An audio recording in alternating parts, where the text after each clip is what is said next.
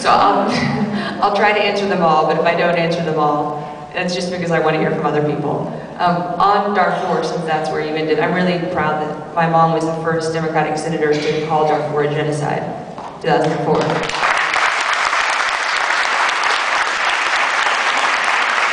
And she's worked with Congressman Governor and others on securing additional bilateral funding from the United States to the African Union, so that the African Union troops are adequately equipped to intervene against the Janjaweed when necessary and otherwise try to help protect the people who have been displaced and damaged by the tragedy there. She's also supported NATO-provided no-fly zones and has continued to speak out about Darfur and encourage the president to engage in more vigorous diplomacy.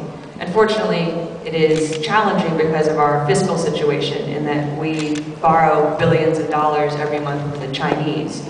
So the Chinese have the most leverage over the Sudanese because of their interest in continuing to buy Sudanese natural resources, whether that be oil or the minerals. And we unfortunately don't have credible leverage over the Chinese because of our current fiscal standing.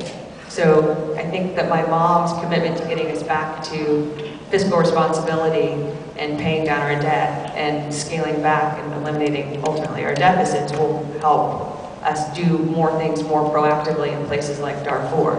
Another instance of what I really appreciate about my mom and the way that she sort of sees the world as affecting itself from China via Washington to Darfur. You asked about Iraq.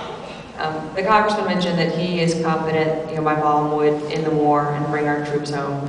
What she has said is that she wishes we could end the war today. She wishes that on her first day after she was sworn in, she could end the war.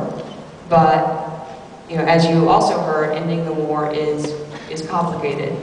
We have not only 100,000 troops there, we have more than 100,000 civilians.